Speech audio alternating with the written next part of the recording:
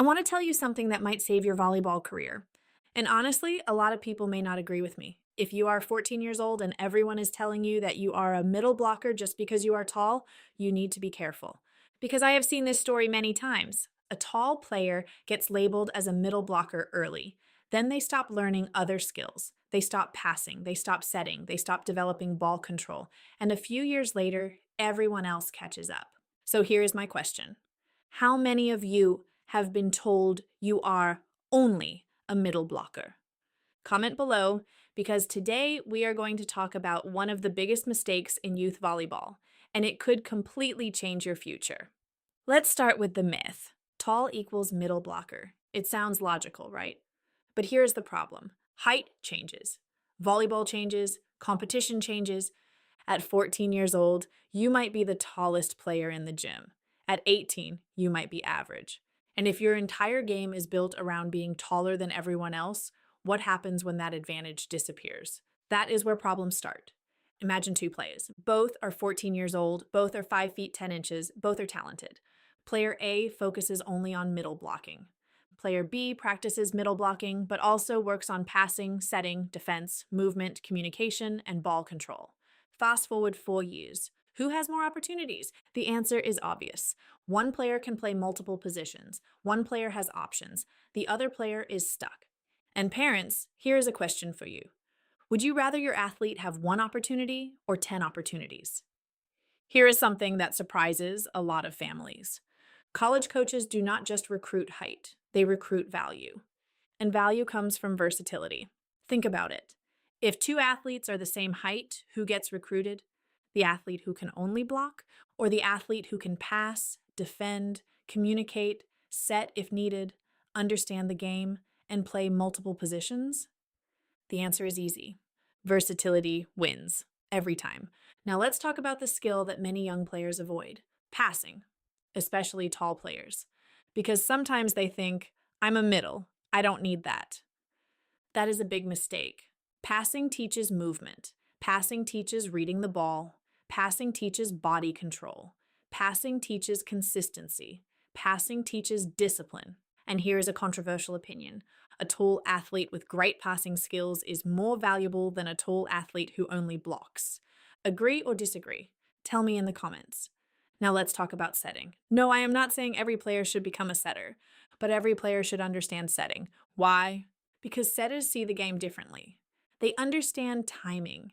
They understand decision-making. They understand offense. They understand leadership. They understand how one touch can change the entire point. And when you learn those things, you become a smarter volleyball player, even if you never set during a match. So here's another question. How many of you have ever practiced setting seriously? Let me know in the comments. Here is what nobody talks about. Early specialization feels successful at first. The tall middle gets attention, scores points, blocks balls, looks dominant. Everything seems great. But underneath, the foundation may be weak, and weak foundations eventually crack. That is true in volleyball, and that is true in life. The athletes who last the longest build their foundation first. Then they specialize, not the other way around. Let me tell you about a player I knew. She was tall. Everyone wanted her to become a middle blocker. But instead of focusing on only one position, she learned everything. Passing, setting, defense, outside hitting, footwork, game, IQ, communication. And something unexpected happened.